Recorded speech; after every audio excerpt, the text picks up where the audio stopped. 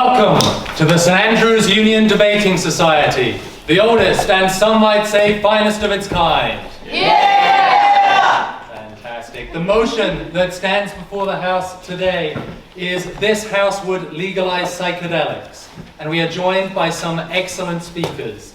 We have on the proposition Dr. David Luke and Dr. Anna Ross.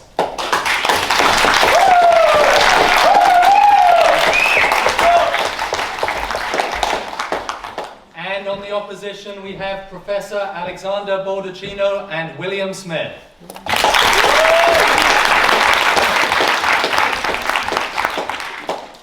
Before we begin tonight's debate, I'd like to invite the clerk to read last week's minutes in the style of Steve Jobs. I don't want to read the minutes. You don't want to read the minutes. You don't even want to listen to the minutes. You have to take them out, you have to put them back in again, and it's so boring. Yeah. Sorry, but why are we talking about or listening to Steve Jobs? This is a debate about psychedelics, isn't it?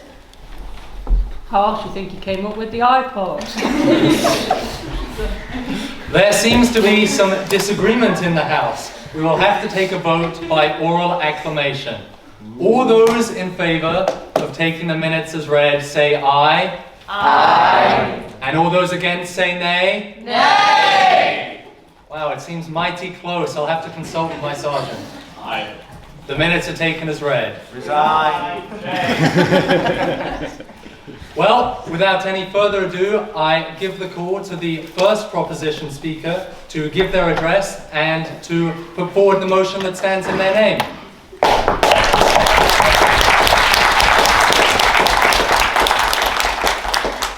Thank you. So I am a psychologist, among all things, but I have been known to dabble in a little bit of anthropology now and then, and which has taken me to some far-flung corners of the world, such as Mexico, where I've spent the last 15 years, working with a tribe called the Waradica, who have gathered peyote cactus, we think, for a very, very long time.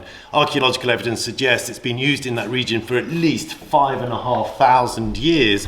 I myself haven't been using it quite that long, however, but I have been joining them on their annual pilgrimage, 1,000 kilometers there and back, to gather their sacred sacrament peyote cactus, which contains mescaline, a Schedule I drug, which they use in their healing rituals, in very much part of the center of their culture, their cosmology, their way of life. And they use it in a very ritual way in a system of reciprocity. That is, they never take more than they need, they never take without first asking, and they always give something back. The history of psychedelics in our world, in our culture, is much, much earlier. Since 1950s, LSD was discovered, and the original namer of the words psychedelic, Humphrey Osmond, was an English psychiatrist. He took mescaline off to Saskatchewan to treat alcoholism very, very successfully in that region. So I'm going to put forward the motion that the law that possession, production and supply of psychedelics is illegal is both immoral in principle, unworkable in practice, and based on false premises, and does more harm than good, if I have time. So first of all, the very notion of the misuse of drugs, that there is a misuse and no available proper use of drugs, is the legal situation as it stands currently since 1971. But the very notion of the idea that these drugs are misused is based on the premise coming from the UN conventions, which is built very much on a kind of moral grounds that the use of drugs is addictive and is kind of evil, effectively. So the idea of the misuse of drugs is to legislate against these controlled substances. However, they are not controlled. They're anything but controlled. They're completely uncontrolled. If they were legalized, they would at least be controlled. Then we could regulate production, their distribution could be controlled, the age at which they're used could be controlled, the quality and safety of the substances could be controlled, and they could be taxed as well. But currently they are uncontrolled. They're in the hands of black markets. And the idea then also that there is only misuse of these substances is enshrined in the legal situation. That is, they are controlled substances if there is no known medical or scientific use for them. But I have to say that's built on a false premise, because before psychedelics could be licensed as medicines, they were used for many years as treatments in psychotherapy for the treatment of depression, anxiety, and since then for the treatment of post-traumatic stress disorder, end-of-life existential fear, and addictions, interestingly enough. However, so it was based on a kind of false premise that there is no known medical use for psychedelics. And since then, scientists have been caught in a catch-22 in that it's a career suicide, there's no funding, and it's morally reprehensible to even study the potential medical benefits of psychedelics. So we can't actually establish that they have any medical benefits, which would counter-argue the fact that they are actually illegal. However, when you ask people, as has the Global Psychedelic Survey, why people use psychedelics, it turns out that the vast majority, 85%, use psychedelics for personal growth. Some 70% report using them for their own personal well-being. And a further 40% say they use them for therapeutic uses as well. You're quite right though, there are 16% of people who use psychedelics say they use it because of addictions. Not that they're addicted to psychedelics, rather they use psychedelics to help them deal with addictions to other drugs. And most of the research over the last 50, 60 years has shown repeatedly that psychedelics are very efficacious in the treatment of addictions to other substances. For instance, there was a study fairly recently used psilocybin, the active principle in magic mushrooms, so-called, to treat the addiction to tobacco, very pernicious drug addiction. And after 2 high doses of psilocybin, 2/3 of that sample in that clinical trial quit smoking for at least a year. This is by far and away the most successful tobacco cessation intervention program ever. So not only are they not addictive, which I argue, and I'll pass that on to my dear colleague here, but they are actually anti-addictive in many ways as well, in that they lead to the reduction of use of other substances. So the moral argument is defunct. The idea that people use these substances purely for pleasure and escapism. They have an ancient lineage of use going back thousands of years. The oldest known substance of use, San Pedro cactus, also contains mescaline, goes back 10,000 years at least, to the dawn of human civilization and culture. And archaeologists also argue that in fact the origins of human culture, Upper Paleolithic rock art, going back some 50,000 years, was probably induced by the ingestion of psychoactive substances such as magic mushrooms. So our very origins of human culture, art and civilization go hand in hand with the use of psychedelics, and that they serve a really genuine beneficial place in our culture and society. Now, we should all be about reducing harms, and I think that's the basis of the legislation, is the idea that we want to reduce risk and harm to individuals. But it is in each individual's self-sovereignty, cognitive liberty, to be allowed to do what they want with their own mind and body. And what the law does not allow for is benefit maximization, and I suggest that primarily the use of psychedelics amongst the vast majority of people who use them is in fact beneficial, and that the risks are a matter not of legislation but rather of education and medicalisation, and that we could benefit enormously economically as well by changing the status of the legal situation. So I'm going to rest my argument there, a pretty bit early perhaps, and say that, just to repeat, that the law against the possession, supply and use of psychedelics is immoral in principle, unworkable in practice, based on false premises, and does more harm than good. Thank you.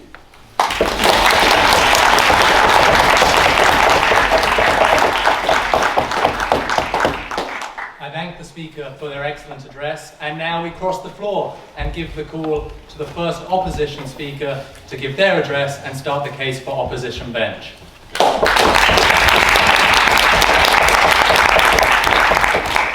So I'm a clinician, I'm a doctor, I've been doctoring for 40 years, and I'm a trained psychiatrist, and I've seen people who have had issues with regards to taking polydrug use, including psychedelics.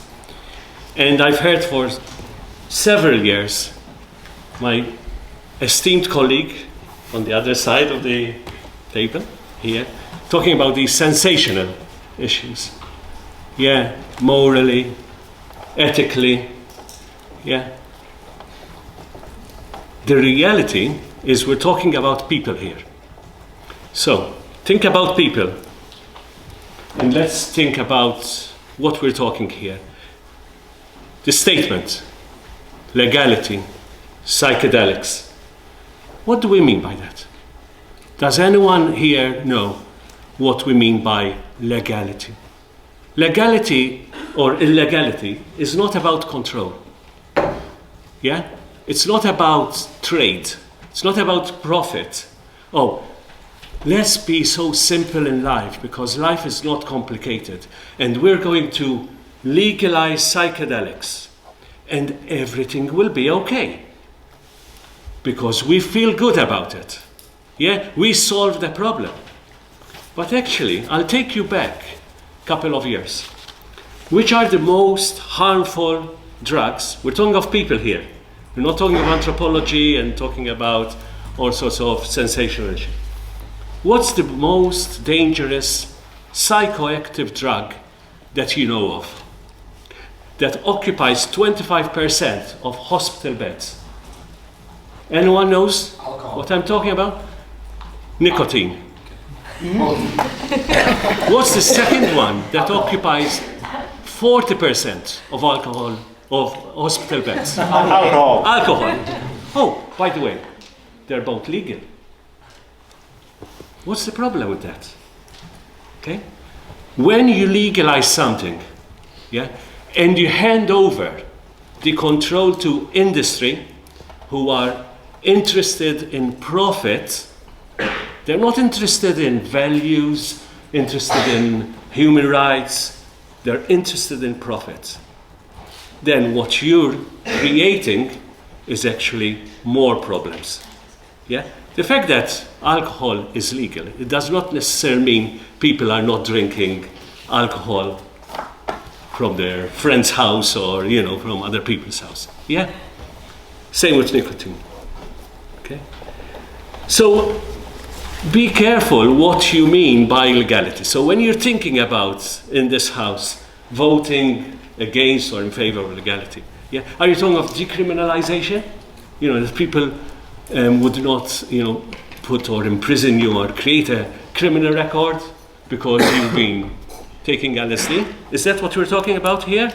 Or are we talking of handing the control over to companies? Give you an example what's going to happen in the next 5 years. Alcohol company has bought the nicotine companies, tobacco company have bought the cannabis companies, yeah, and they're going to create new areas of delivery systems. You're going to very soon smoke alcohol because the companies want you to smoke alcohol, want you to be involved in alcohol, include psychedelics.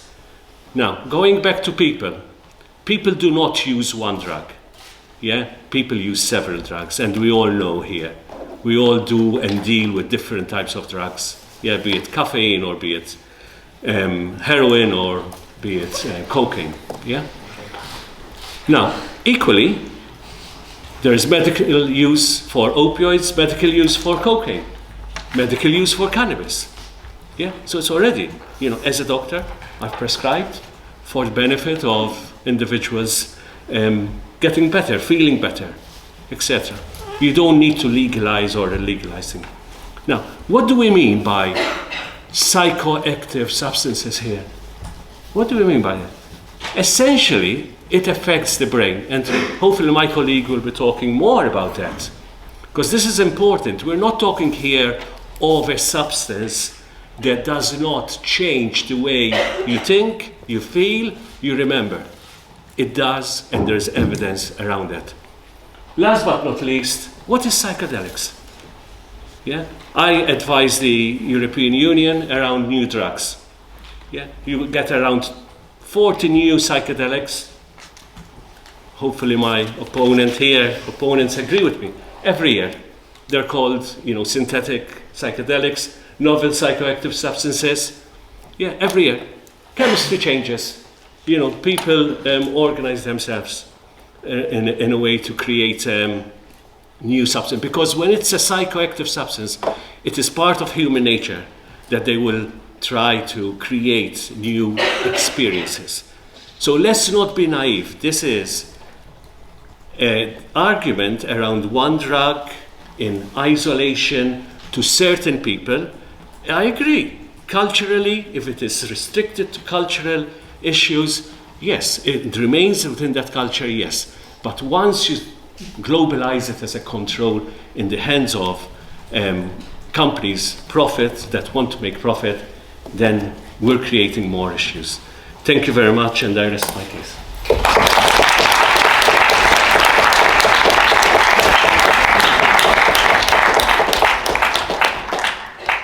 I thank the speaker for their excellent address, and now we cross the floor once again. And I give the call to the second proposition speaker to continue the case for proposition bench.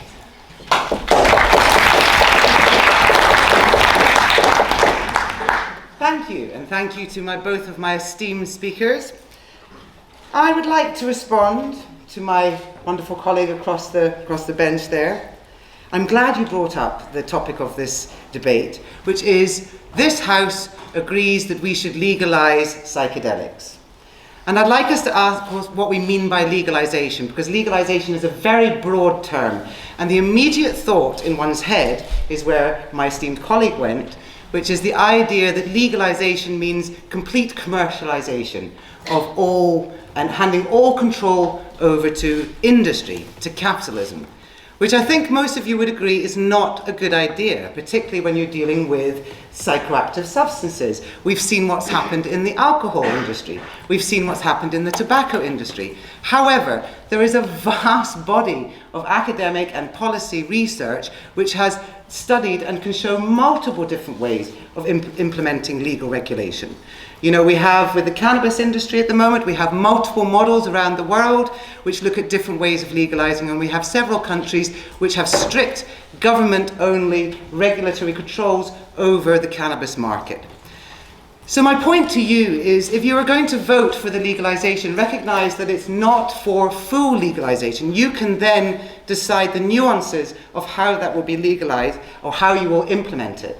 So that's point one. Point two is, I'd like to just delve a little bit deeper into the current law. So the current legislation as it stands it's the Misuse of Drugs Act 1971, and psilocin, which is interesting, I meant to look this up a little bit more, because it's psilocin, not psilocybin, that is actually made illegal. It is illegal to possess, it's illegal to cultivate, and it's illegal to possess with intent to supply. So currently, at the moment, if you are found in possession with magic mushrooms or any LSD, any psychedelic, you could get up to 7 years in jail. If you're found to be cultivating those, you could get life imprisonment. And there is flexibility within the law. However, it is often the case that people receive custodial sentences for drug offences rather than possession offences, because the possession offences don't go to court. It's usually with intent to supply. Now I'd also like you to think about the different kinds of psychedelics, because when you think about psychedelics, one automatically goes to the hardcore. DMT, LSD, that kind of stuff. But I would challenge my esteemed colleague in that we actually have our own traditional cultural heritage with magic mushrooms. The Scottish, as I like to call it, Liberty Cap, is currently growing in sheep and cow fields around your lovely town. You know, tomorrow morning, after this talk, you'll be Googling how to look up Liberty Caps and going and bothering some farmers in search for this wonderful little mushroom. There is a long, long history, back to the 1960s, of an oral tradition. I am one of those, of collecting magic mushrooms in the wee small hours of the morning and ingesting them and having a lot of jolly good fun. So once again, I need you to think about what it is that we're actually going to be making criminal. At the moment, those little mushrooms that grow at the bottom of your parents' gardens are a Class A drug. And up until 2005, it was legal to pick those mushrooms and consume them.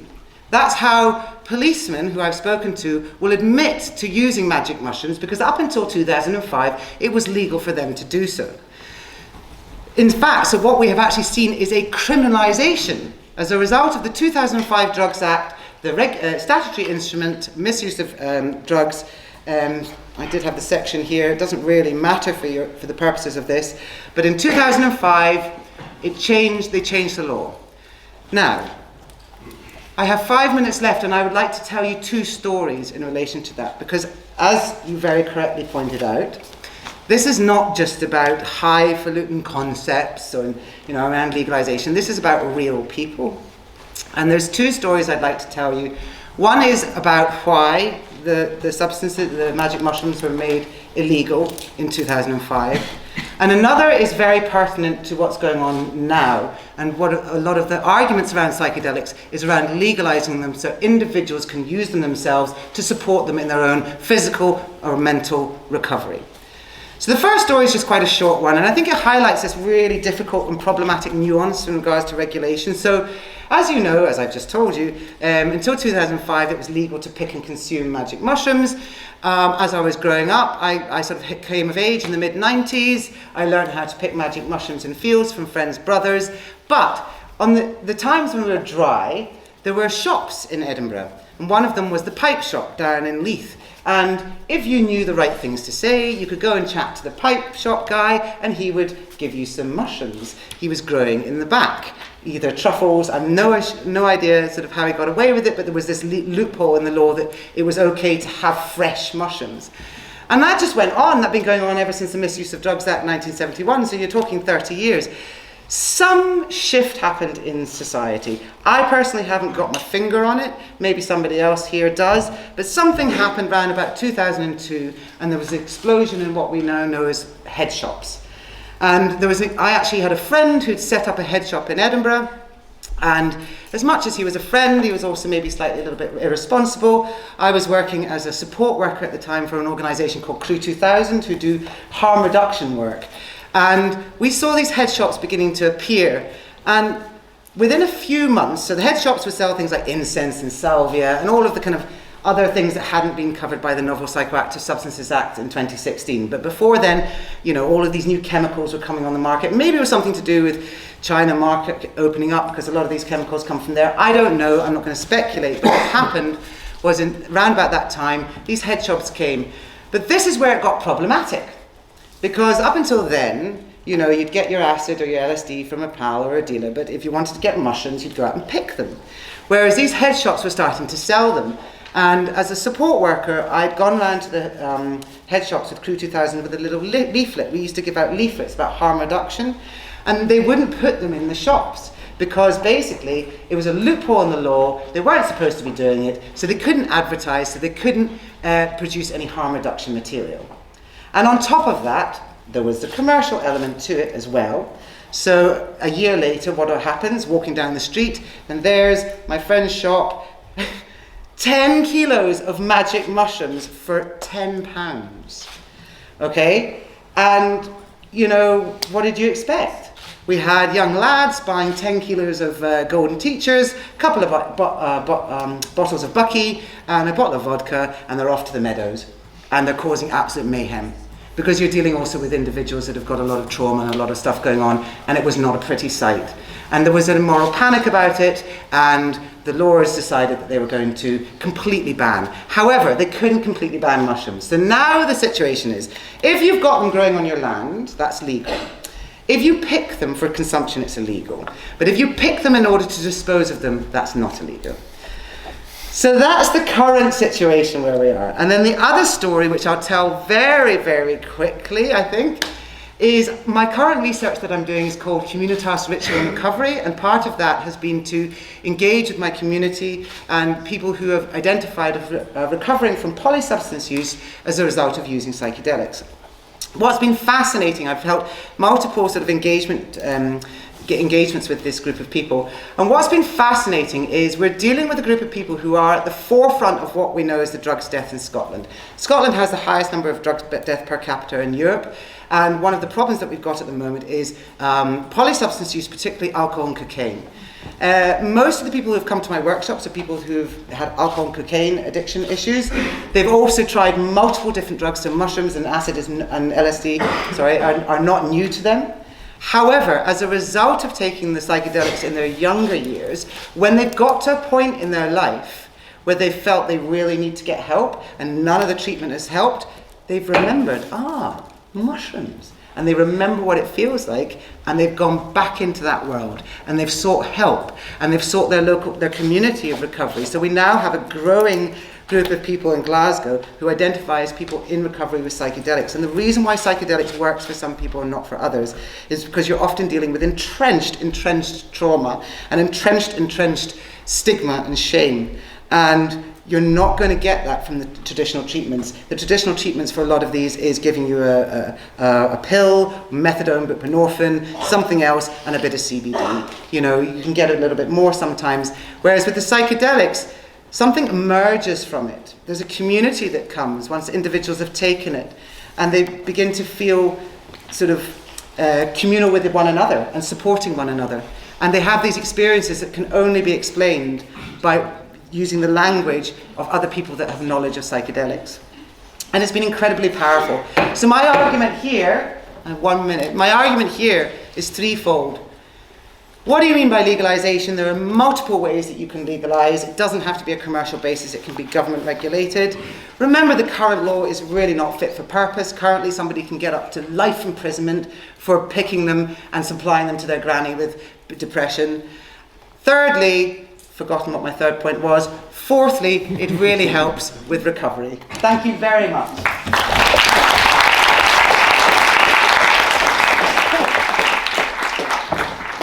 I thank the speaker for their excellent address, and now we cross the floor and give the call to the second opposition speaker to continue the case for opposition bench.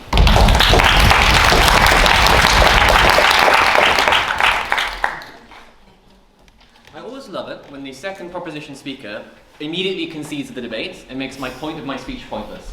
What they said is we can just pick and choose what type of regulation we have because academics have decided this and therefore to have government control.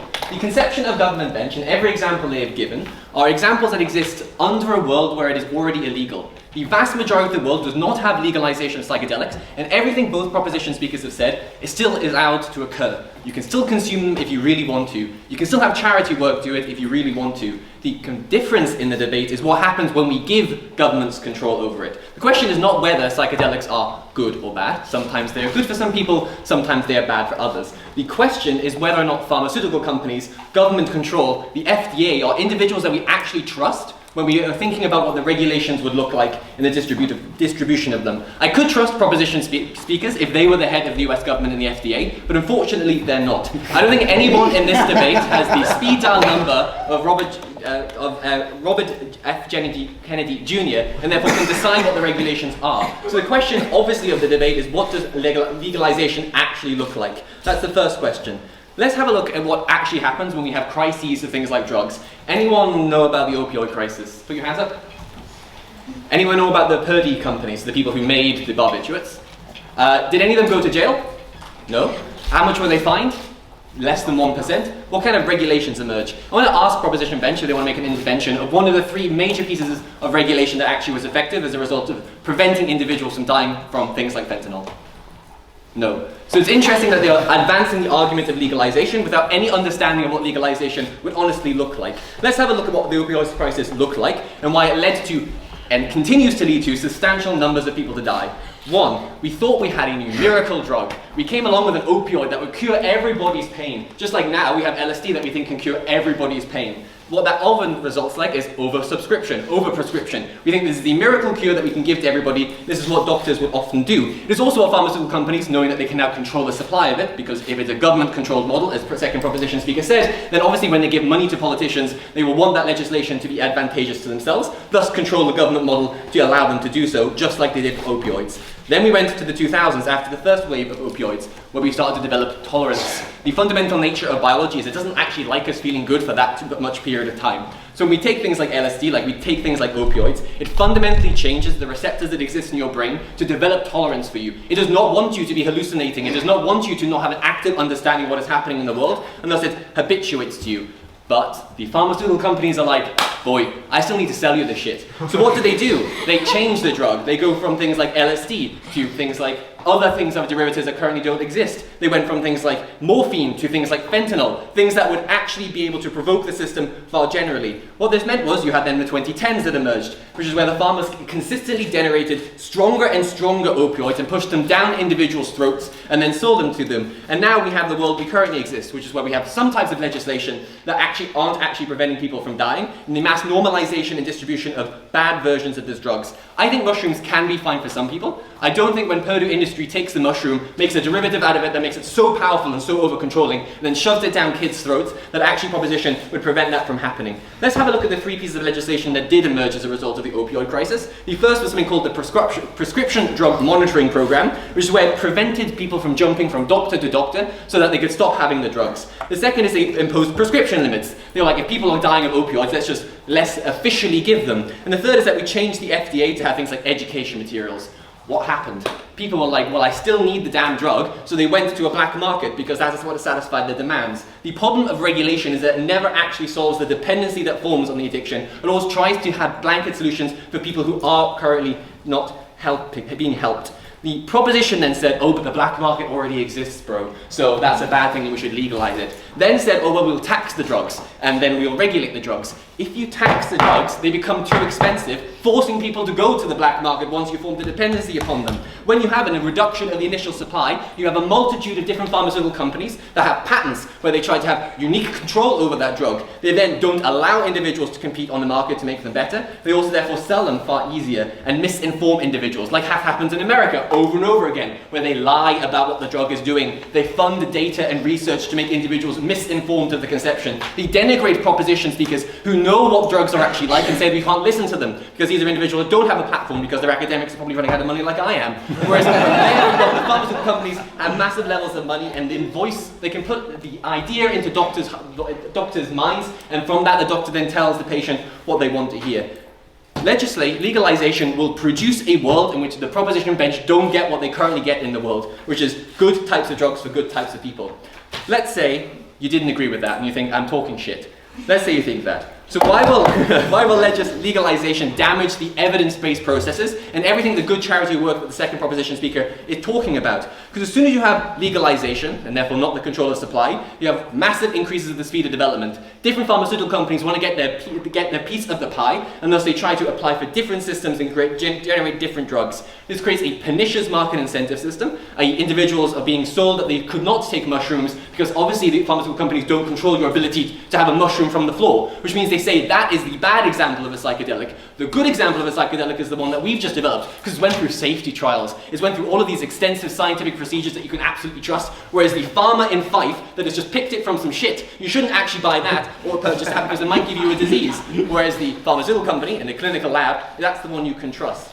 What that results in then is you damage the evidence-based processes that are already currently existing in proposition bench. You change what it means for a psychedelic to be good or bad. You change what it means for evidence to exist, which means you normatively stop proposition bench having what they think are good psychedelics, and it replaces them with bad psychedelics. Then we go to the personal stories, and this is where I'm going to get personal rather than logical. I think it is definitely true that there's a lot about logic that may be difficult to understand, etc. from our last debate. that we had with the second proposition speaker. But recognize that what the debate actually can do about, and even if you don't believe anything I've told you, and you think actually psychedelics could be good for the vast majority of people, there's always going to be that one person that now took a psychedelic as a result of legalization whose life is absolutely destroyed. An example of this was my friend called Jamie. So Jamie was a lifelong friend I had from the first day of nursery. We spent every single day of our lives from the age of 2 to the age of 16 together.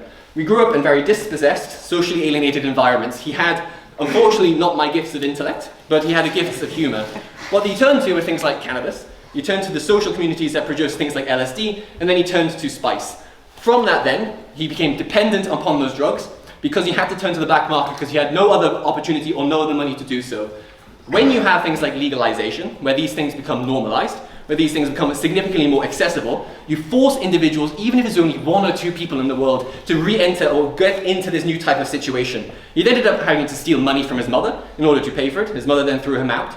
But fortunately, as life often has, he managed to get clean because his daughter was born. But then, the result of the pernicious levels of drugs, things like spice and cannabis and things like hallucinogenics, call upon a mind to try to re-enter into a state of nirvana, and thus he relapsed. When he did relapse, he had a heart attack. So he had a heart attack on the April 2024. Fortunately, his friend was there to resuscitate him.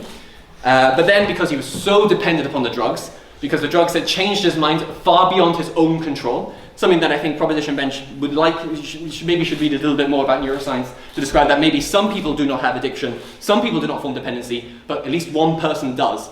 And with that person was Jamie. He left the hospital, he took spice again, and then he died. He died on the April the 30th, 2024.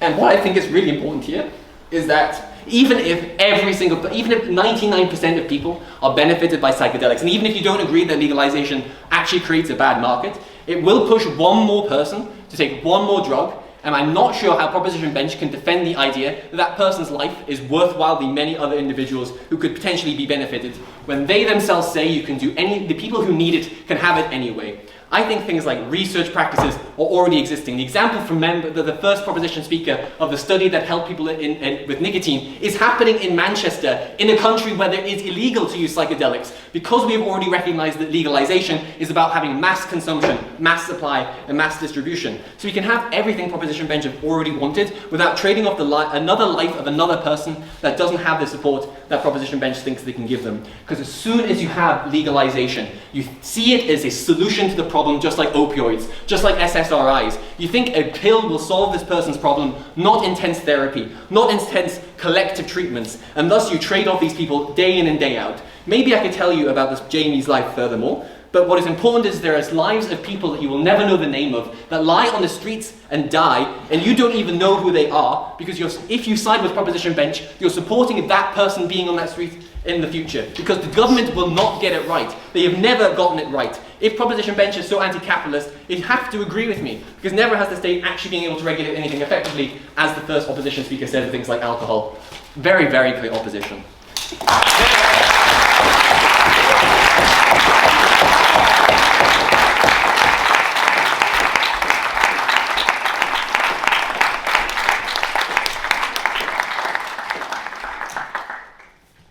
I thank the speaker for their excellent address, and indeed thank you to all the speakers for what has been a fantastic debate so far. It's now time to open up the debate to the floor. So that means that anyone in the audience can give a short speech saying or posing questions about the debate. So to catch my eye, please raise your hand nice and high. Speeches can be up to 2 minutes in length this evening, and I will bang my gavel continuously once time has expired. This week, the best floor speech will receive a £15 Janetta's voucher.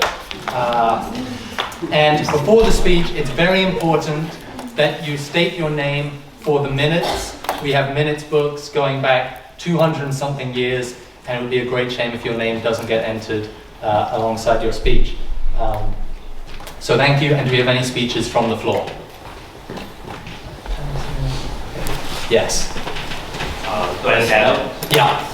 My name is Bruce Versetti, and I'd like to sort of ask a couple of questions on side opposition. starting with opposition's first speaker, you sort of had a point about like legalization and going to companies. I think in sort of that sense, we can look at America, where I'm from, and sort of the legalization of cannabis, weed.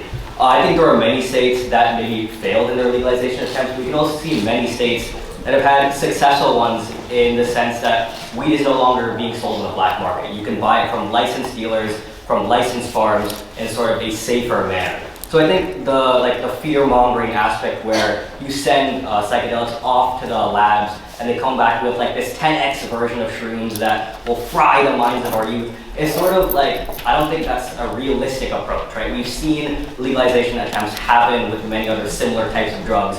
And I think that sort of also bleeds in to opposition's second speaker, where opposition's second speaker was sort of talking about how pharma companies can pump out very incredibly strong versions of these drugs that could fry the brains of our youth. And again, I think like cannabis has been legalized in many other countries where we've seen those attempts happen successfully. So I sort of urge opposition to wonder why those similar attempts cannot be done with psychedelics. Also, opposition has a point about lives to be saved, right? Where even if 100 people could be helped by psychedelics, the one person that dies makes the entire point moot.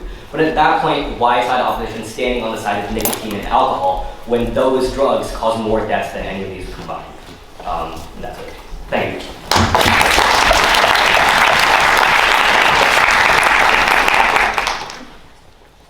Fantastic. Out the back.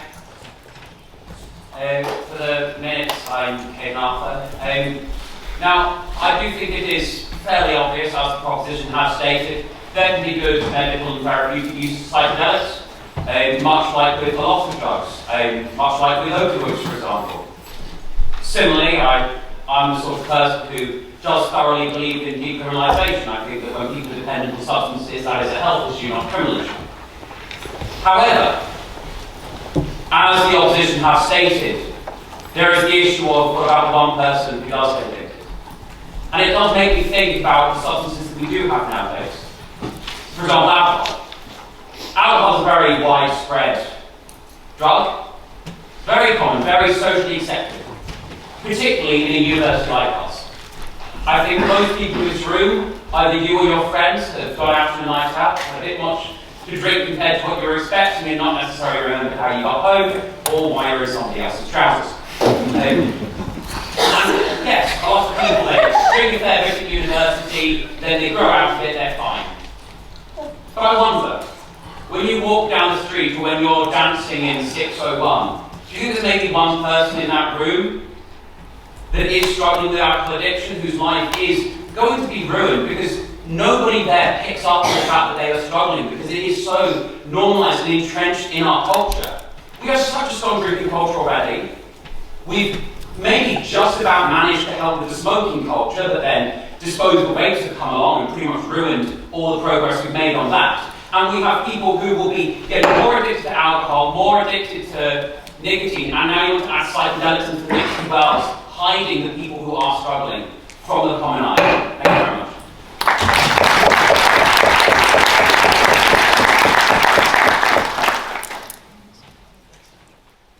Yes, right here.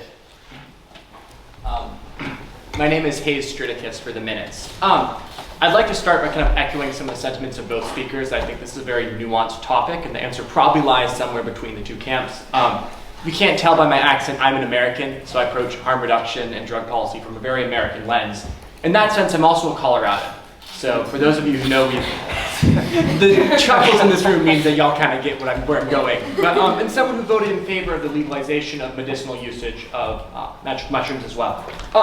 I'd like to look kind of to the points made by the opposition about the dangers and emergence of new drugs. And I think if we look at Colorado, what we saw with our legalization of cannabis was a reduction in the usage of synthetic cannabinoids. In the States, C2 was kind of one of our more common, but I would assume in the UK you would see a similar process with spice, where you see a lot of these synthetics are being developed as a response to the black market to work around existing regulations.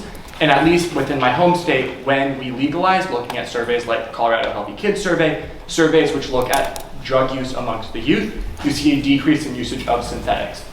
But I think the second point, the opposition discusses the topic of regulation and says that the government will not be good at regulating. And I think it's hard to disagree with the notion that the government did a good job regulating opioids. But at the same time, on the other side of the coin, it's the cartels regulating opioids. And while the FDA has its problems, in the United States today, it is fentanyl and benzodiazepines that are killing people. And that's regulation coming out of criminal cartels and not the government. Now, that's not to say I believe in a complete legalization of all psychedelics, but I believe there's a happy middle ground where we can see more expansion into medicinal research and making that more widely available, because that still remains to this day as more of a research as opposed to something that's available to all. Thank you.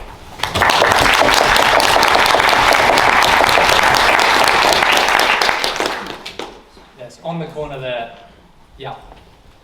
My name is Matilda Hannibal, and I would like to question the proposition whether we might have fallen too far into self-interest.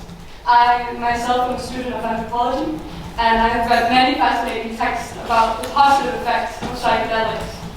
But I am also very aware of the fact that there are many harmful side effects that can occur also, whether that be psychosis or HBPD. And I think I would just like to encourage both the opposition and proposition, but especially the proposition, to emphasize negative effects so that we don't fall into the trap of just making a magical world where psychedelics are this wonderful, fantastic thing.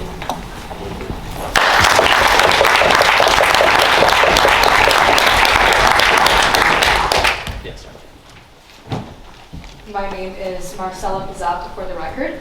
I wanted to address some of the points directly made by Dr. Ross and Dr. Luke, which had to do with the rituals around taking psychedelics and the difference between the rituals around taking alcohol and nicotine. So the opposition mentioned a lot about how we're talking about people, but they also mentioned how we are talking about government and how in some ways people are not able to handle the legalization of psychedelics and how government is not able to handle the legalization of psychedelics. My question is, and even though it is not the topic that we're discussing here today, is why we are drawing the line at the effects that psychedelics cause and not at the effects that alcohol and nicotine solve. I mean, the opposition themselves mentioned that alcohol and nicotine cause various harms for the human body, whether it be through cancer or through like behavioral problems. There's something that I think that a lot of people who take psychedelics experience is the change in perception and the change and the questioning of the structures around them. So if we're talking about the government and if we're talking about people, why do we want drugs that affect, or why do we allow drugs that affect people negatively, like drowsiness and headaches and the rise in blood pressure, and why are we not allowing drugs that, when taken responsibly and with the rituals that were mentioned by Dr. Ross and Dr. Luke, cause for a change in perception and questioning? Who is benefiting from the people not raising questions about the things around them? Is it actually the people, or is it the government as well who is not handling legalization like that? So that is my question for the opposition. Thank you so much.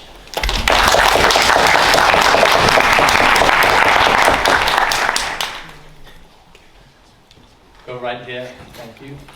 For the minutes, my name is Yorgos Kontogiannis. I want to just briefly pick up on something the speaker over here said. I'm sorry, I can't remember your name. If we're to take seriously the opposition's position that government can't be trusted to safely regulate the industry, and the industry can't be trusted to safely distribute psychedelic substances, then why should we trust the prison and courts to treat people who simply possess a psychedelic for their personal use? If cartels are setting the regulation in practice in the United States for the distribution of opiates, and then in practice we also have that the courts and jails are setting the standard for recovery. I want to see how the opposition will respond to that.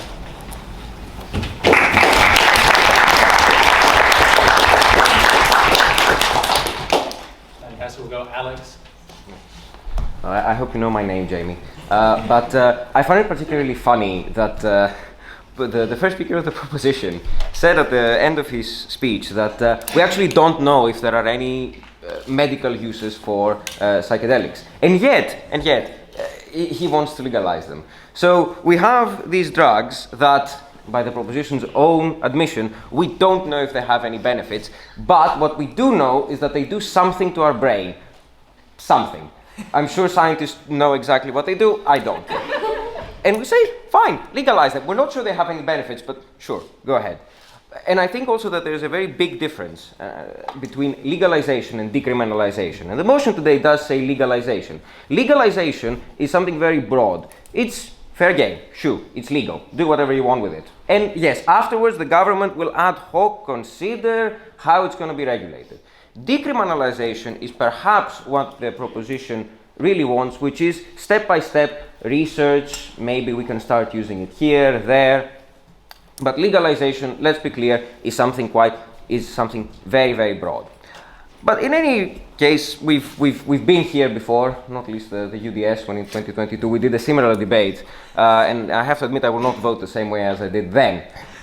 Because the talk of legalization or decriminalization of drug, and especially drug possession, has been something that's been talked about so much over the last couple of years, the economics of it, the social parts, but now we know more or less that it is a failure. And we saw this in Oregon, where in 2022 they decriminalized possession of all drugs, and last year the state government had to run with the tail between its legs and recriminalize possession. Thank you.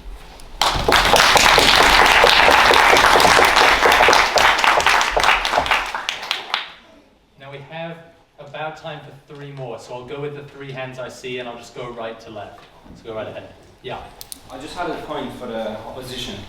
So you mentioned problems with regards to companies like taking charge of psychedelics. What if there is a law that just says individuals in their own home can just grow psychedelics? Because then with that solution, we remove the problem of giving it to companies.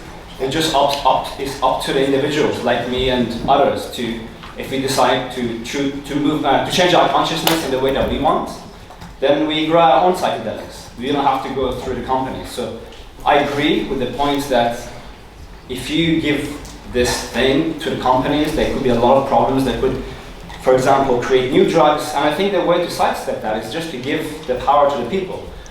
Sidestep the companies and just say, okay, people should have the right to do whatever they want with their consciousness. You know, we never force anybody to do whatever they want with their consciousness. They can drink alcohol at home, and it is not anyone's right to tell the other that they're not allowed to take this drug.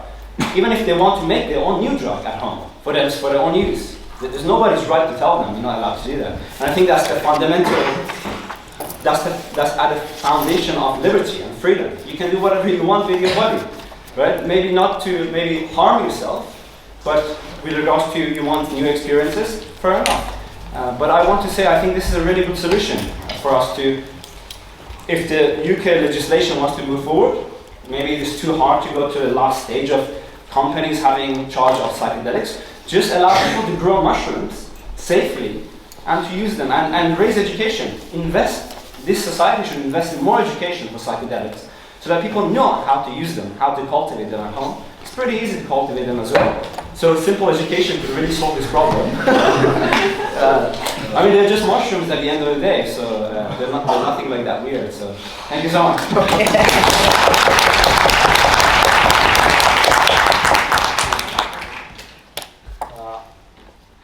I'm sorry, we are running out of time, so I'm going to go with the hands that I saw earlier. Abby. Thank you. I'm Abby, as Glenn just said. I just dropped my phone on the floor, so that's really clever. Come on, guys. Okay, so I think there's been a lot of unfair things pushed on off in this debate, so I'm going to remind you 4 things that Prop have to actually stand by and actually respond to in order to win this debate. Number 1, they have to explain why all psychedelics should be legalised, meaning that the Class A's are just as important as the mushroom type of things, and this also creates a sliding scale of what is normalised in society, insofar as when you legalise like Class A types of psychedelics, probably normalises other types of drugs to a greater extent too, creates this normalisation culture, which is harmful. Second of all, they need to actually explain why enjoying something means it needs to be legalised. Note, a lot of floor speeches, a lot of people in this debate explain, oh, alcohol's bad, nicotine's bad. That is something that people enjoy, that is legalised, it has all of these harms. Prop need to explain explicitly why legalising something that some people enjoy with all the negative side effects that are already explained to you by opposition, I think is just intuitively true. They need to explain why this is actually important. Number 3, they need to recognise why dependency on something is fine. No, first proposition speaker says that psychedelics aren't addictive, we never actually get an explanation as to why psychedelics aren't addictive. Even take them at their best case where psychedelics aren't addictive, you can still develop a dependency on it, as William already told you. You get like brain chemistry alteration. You enjoy the high, you want to experience it more and more. So you need to explain why this dependency is actually something we support and why people should actually feel as though they have to buy into this consistently over and over again. Number 4, they explain like, oh, well, having fun's important. No, there's a lot of other ways you can have fun. There's a lot of other ways you can make community. Look at this room here. Nobody's on psychedelics, quite a nice community, quite a lot of fun. I think also there are other ways to actually deal with people who are dealing with like other drug issues and things like that. Things like therapy, things like other forms of support. No, proposition don't conclusively prove this actually helps these individuals, just that it's another option. I think these are 4 things that Prop never actually explained. I think there's a lot of unfair push on op. Remember, this debate is about legalization of psychedelics, not decriminalization of psychedelics, not legalization of some, legalization of all psychedelics. So this is a clear op in this debate. Thank you.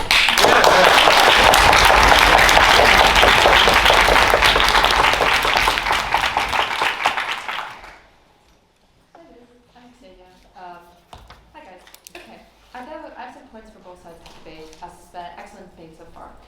To William's side, I really do sympathize with our points. I know my own gymnasium, sorry, whatever the name of your friend was, I'm sorry.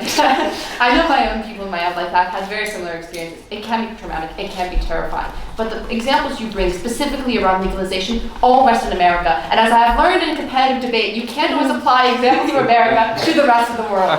You can't just say that because Purdue Pharma was able to exploit doctors, it's going to do the exact same thing with the NHS. Please give more concrete specifications for why this is going to work in the rest of the world, which I've heard apparently doesn't trust laissez-faire capitalism. What an insane world. I know, crazy. On to the proposition then. Dr. Ross and Dr. Lee, thank you so much for explanations, but I do think it's important to understand that for all the aid that psychedelics can give to people, specifically with conditions such as depression and addiction, there are also many cases where it can be done unpredictably.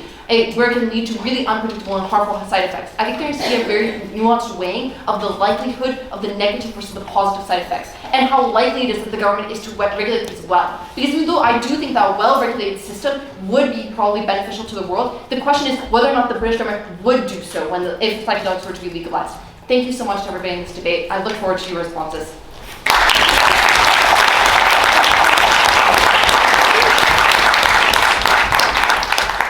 Now, did we have one more hand halfway through the floor speeches at the end there?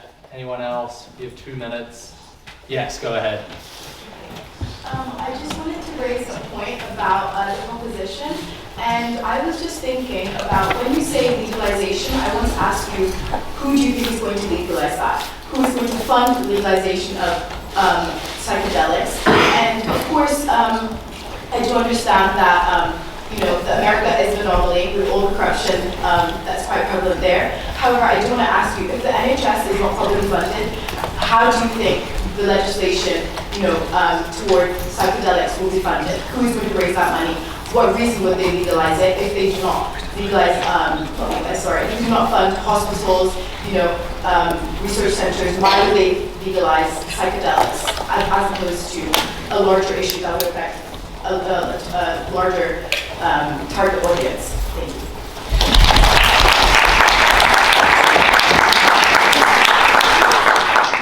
Fantastic. Thank you, everybody, for your contributions from the floor. It is now time to bring the debate back to the dispatch boxes. Each bench has 10 minutes to split amongst themselves in whichever manner they would like. So without any further ado, I give the call to the opposition bench to give their reply.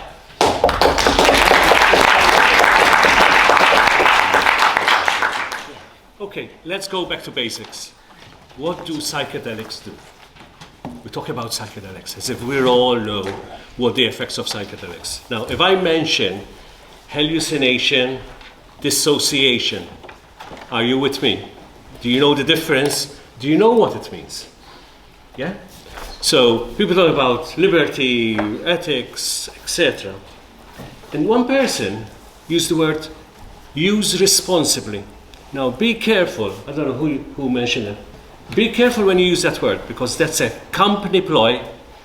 Gambling responsibly, drink responsibly, smoke responsibly, kill responsibly. Because that is a ploy. We happen to be neuroscientists here, trained neuroscientists, and there's nothing in psychoactivity which is responsible. There are changes going on, some are irreversible changes. So be careful how you use words like that, yeah? But let's go back to the lady there around, legalization, and then you expect the doctors to prescribe LSD, etc.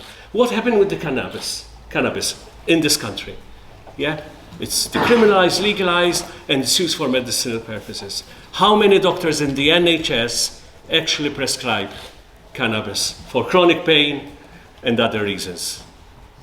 Almost no one, because there's no budget to it.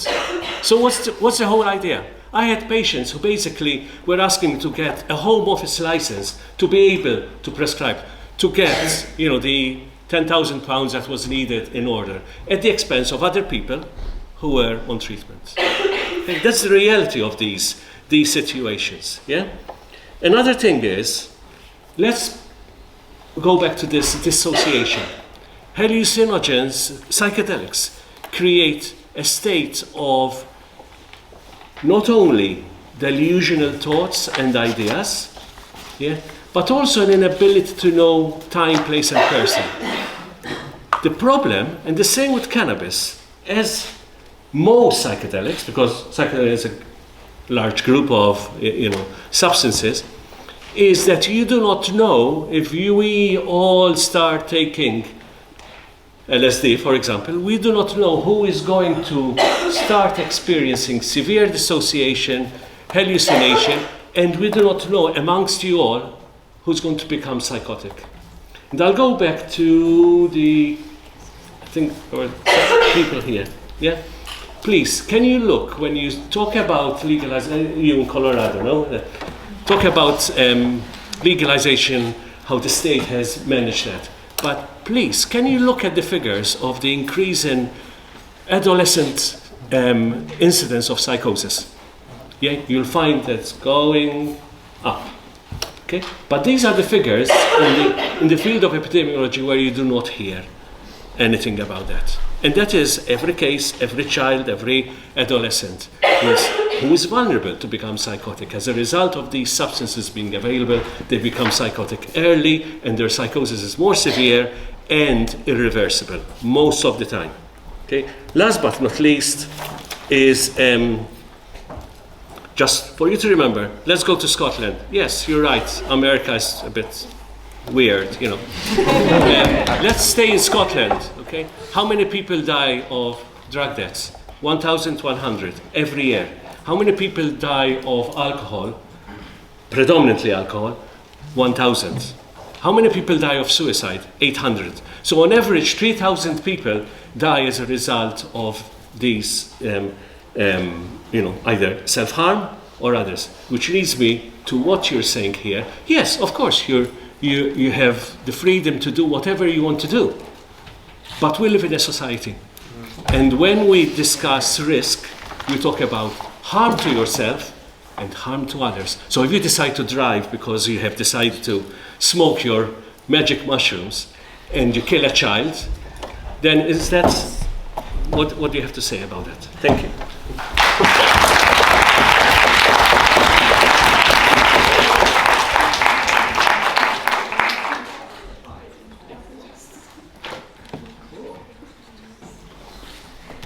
So, 3 questions. The first is the difference between legalization and decriminalization. This is why I found this speaker's argument quite funny. So they talked about the Colorado Proposition 122, which actually wasn't anything to do with legalization. It was a bill of decriminalization, something I'm happy to support on opposition bench. So what we are talking about here is the idea of legalization. So I have a question from Yesenia about what happens in the rest of the world. Exactly actually what I've already argued, right? So the point at which you legalize something, the point at which you allow mass distribution, as my friend has already said, you need to do in order to get people to actually use it. You have the cost effects we talked about, as in you have loads of people and a market pressure that tries to cost people out. They try to price gouge, so they know once the point you're dependent upon it, they will increase the price to the NHS, making it harder and harder for the NHS to sell people psychedelics, which means you have to restrict the psychedelic experience for individuals, and then they end up going to a black market. That probably pushes them to more extreme measures. So when it comes to what actually is the manifestation, it's quite clear that legalization, at least at the end of proposition bench, they have a lot to work to do in 10 minutes to argue why the world actually is going to be solved by this type of legalization when it hasn't been solved by any other type. This brings us to the other question, which is like, I don't trust the state for regulation, why do I trust them for prisons? This is a rather bizarre argument, right? Like, obviously I don't trust them to criminalize things, but that doesn't mean I want to enter into other spheres of the world in which they can do similarly additional harms as well. This doesn't preclude the harm of things like prisonization, it just complements it and makes it significantly worse, as in two harms are obviously worse than one harm. When it comes to the other question, which is like, why can't individuals just consume things if they want to? Proposition Bench have already demonstrated to the rest of the room that in the vast majority of the world where it is illegal rather to consume them, you can still do so. So it's unclear at the end of proposition why legalization or making it illegal actually prevents people who want to consume it from consuming it. And as my friend has already said, like, if you want to take that trade-off yourself, so if you want to risk going to prison to take a magic mushroom, go ahead. But I'm not sure why you should force the people who didn't want to have that thrown down their throat and then are killed as a result of the experience they have, why you'd want to engender a society just for your own selfishness when you can actually just do it without the types of legislation we're talking about. When it comes to things like other types of regulation, like cartel control, etc., you can just make the world worse. So the argument of opposition is just, we don't want to make the world worse. The argument of proposition has to be how this actually makes the world better, not makes the world worse. This last question is, rather than who we're going to trust as actors, the idea of personal or the idea of moral responsibility and dependency. So I want to start with some neuroscience because I forgot to put this in. So what exactly do these drugs actually do?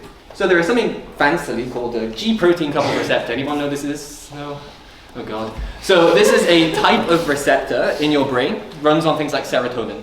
So your brain, when it conceptualizes what makes you happy or sad, has a multitude of different inputs to try to regulate this. Why this drug is so effective is it just overwhelms that system, means you don't conceptualize anything else but that experience, which is what produces the hallucinogenic idea, whereby you're devolved of reality, you don't feel anything. The reason for this is, this drug is what we call psychotoxic. So it literally destroys the system, and that is what gives it a massive level of pleasure. The reason for this is quite simple, is you overstimulate it to death. So this thing happens across neurology. It's called neurocytosis, exocytosis. So what happens in things like brain disorders, for instance, Alzheimer's or motor neuron diseases, is that the neurons lose their ability to control their excitability, produce a level of mass excitation, and then they die. The unfortunate part of the brain is you're only ever born with the number of neurons you will ever have in your life, so you can't replace them. If you don't believe me, I can give you a report, I can give you studies afterwards that show this on mice, whereby the more and more you give, or even if you give one amount of an LSD to a mouse, it's the serotonergic system, the system that makes it happy, never regrows for the rest of its life. So every time you take a piece of LSD, there's always a trade-off. You can make this a virtue ethics question if you want. Everything has a consequence, especially extreme pleasure often comes with extreme suffering. The last, and then on the moral question, as in should the state have a responsibility to tell you what not to do? The question is mute, because the state is obviously enforcing its will upon others, irrespective of whether it enforces a law or not. So if you do not make something illegal, as in you allow someone to happen, this is still in itself an imposition of a will that you did not consent into. So if we wanted to have a moral question of the debate about the imposition of a state, the state imposes itself in different ways on either side of the house. So it's not a question of morality or principles, it's actually just a question of consequences. And I think we've convincingly shown you that the both likely manifestation and the actual manifestation based on the history of the opioid crisis that I talked about gives you not just some evidence, but compelling evidence to believe that the point at which we legalize it, 1, 2, but probably thousands of individuals get dependent, addicted on this, their lives are likely destroyed, and it detracts them from the other type of resources we could invest in, therapy sessions or therapy groups, the group that the second proposition speaker has already made under a world in which it is illegal to consume them. They deprive those people, those good people on proposition, of power, and instead embolden individuals that neither everyone in this house wants to be emboldened. Please, for the love of God, opposition.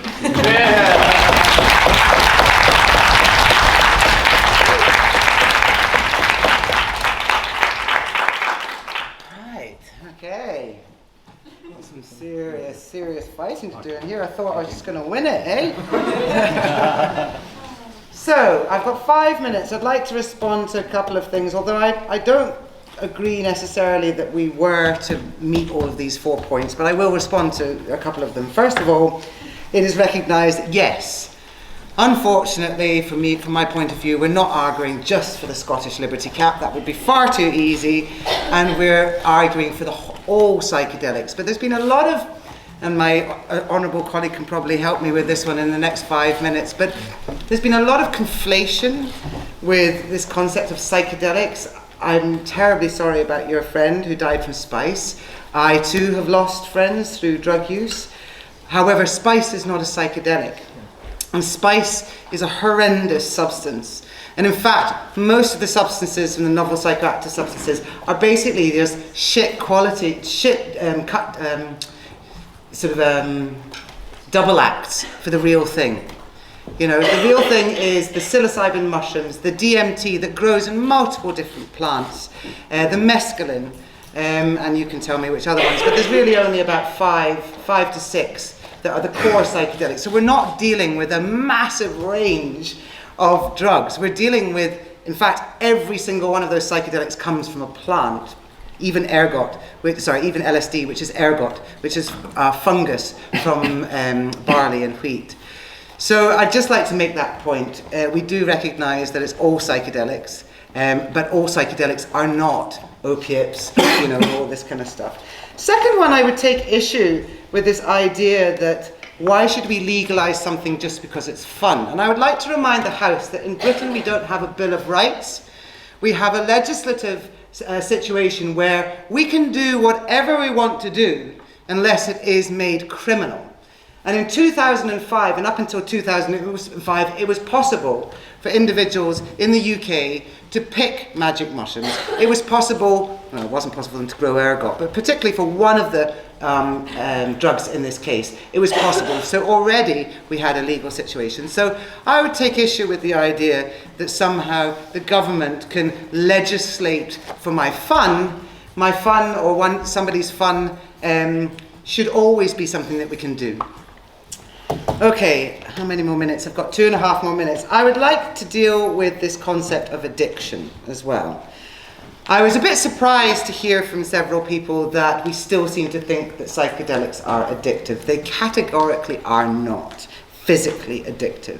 They may become psychologically dependent because the individual, you know, is seeking an escape, you know, but physically they are not addictive. And in fact, the most recent scoping review in 2025 in current addiction reports found that there is clear evidence that psychedelics are an effective treatment for alcohol addiction and that there is a growing body of evidence for other forms of addiction.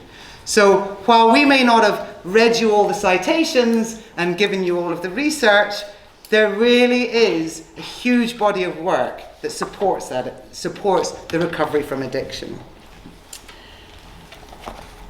We also need to look at prevalence, because a lot of the arguments here have been, why should we legalize because of harm? You know, back again to your friend, 1 death, you know, for 100.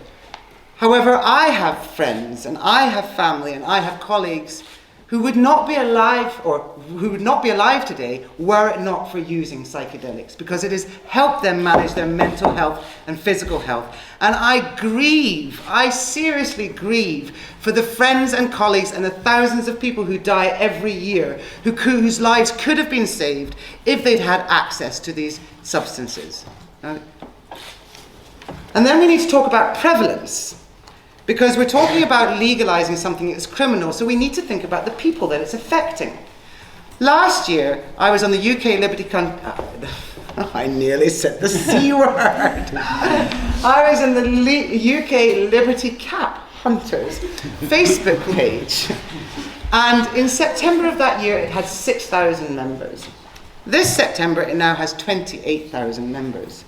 And every day, its page is filled with people posting pictures of the magic mushrooms that they have collected.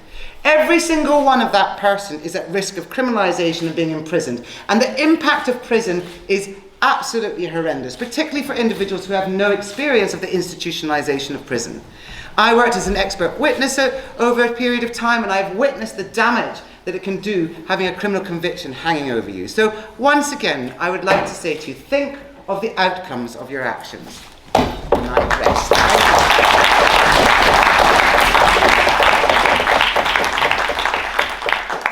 I'm very grateful to my speaker on the proposition. I'm also extremely grateful to my speakers on the opposition for demolishing their own arguments by choosing all the wrong drugs and not speaking very knowledgeable about the drugs we are supposed to be talking about. For instance, I've never heard of anybody smoking magic mushrooms. You certainly wouldn't do that, and you put forward a fantastic argument in which I am fully supportive about what legalization and corporatization of opioids has done and this awful epidemic we've seen in the States. Now, I'm not going to, as much as anything, that's more an issue about how we regulate corporations as it is about kind of arguments for the legalization of drugs or not. But the opioid crisis only came about because opioids are extremely addictive and also very, very toxic. We're talking about hundreds of thousands of people dying in the last 20 years in the States from this opioid crisis. Does anybody like to have a guess how many people have died from a psilocybin overdose in the last 100 years? 0. Well, supposedly about 2 cases. In one of those cases, we weren't sure it was actually psilocybin. The other one's also debatable. So effectively, somewhere between 0 and 2 people in 100 years have died of psilocybin addiction, overdose, or anything remotely similar to that. In fact, you can't get addicted to psilocybin. I'm yet to find a magic mushroom addict. They may be a little bit moreish. People might get a bit fanatical about them in a kind of loving way, but nobody is a magic mushroom addict. So we're not likely to see the same kind of problems we see by handing over vast amounts of access to profit for substances which drive dependency. These are anti-addictive by their very nature and definition. They've been used to treat other addictions very effectively over the years. And when I talked about this idea, where's you put forward this notion that, where is all this evidence for the medical value? Well, it has been the biggest scientific censorship since, Copernicus and Galileo, that scientists were not allowed to study the medicinal benefits of psychedelics for about 50 years. It's only in the last decade or two that this has begun happening. And when we do look at those studies, they're now in kind of final phases of clinical trials, they're extremely efficacious, better so than any existing drugs like SSRIs, for instance, in treating depression and so on and so forth. They've been extremely efficacious, not least in the treatment of addictions, which my dear colleagues here are so very quick to warn us about. They do not give rise to dependency. In one recent study, we're not talking about using these drugs on a kind of maintenance kind of way on a daily basis with people hooked on them and having to turn to black markets to get access to them. No, in a recent study just came out this week, they did a 5-year follow-up on a treatment for major depressive disorder where they gave the participants, the patients, 1 psilocybin drug treatment. 5 years later, 2/3 of them have remission of symptoms after 1 drug treatment. These are not addictive drugs. They are very effective drugs at disrupting addictions to other substances. So I think I'm very grateful to them for proposing these arguments. As to the idea of prohibition and that, alcohol and tobacco, having those in a legal status is kind of wrought terrible havoc on our hospitals, absolutely. But what was the alternative? We saw what alcohol prohibition in the 1920s did. It gave rise to cartels. It formed mafias. And we still see that problem now the world over. These drug cartels that come about because of prohibition corrupt governments, corrupt armies, corrupt police forces. That is because of prohibition, not because of legalization. There's many other points I could speak to. I'd like to, if I had a bit of time, address this idea of psychosis and HPPD that were brought up. HPPD, hallucinogen persisting perception disorder, is a very real effect. That is, the drug's worn off, but you're still having perceptual distortions. Recent epidemiological studies have shown that it affects somewhere between about 1 in 2,000 or 1 in 10,000 people. So it's a very real risk. What we think is actually probably a genetic risk. That it seems to be extremely similar to a new condition which we've discovered called visual snow syndrome, and it probably is genetically linked to that. So we could probably screen people out or find ways of averting or reducing the risk to HPPD. As for psychosis, full-blown actual psychiatrically measured psychosis does not occur very often. There are some increased risk factors which we know about, and that is prior mania or psychosis itself, but the actual risk of actual full-blown psychosis is very, very small. So there are risks, but there are also massively potential benefits by decriminalising, or at least by legalising. We stop criminalising otherwise law-abiding citizens from just going about their own business of personal growth and development. Thank you.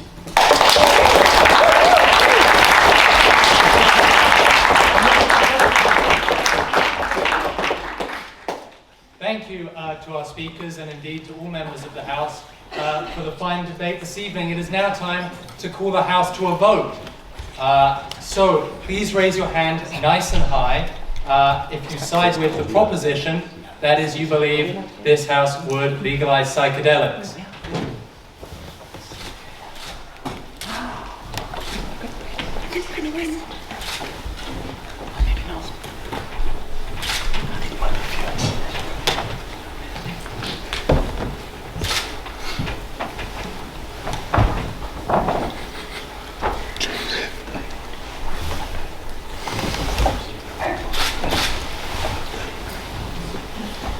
And if you side with the opposition,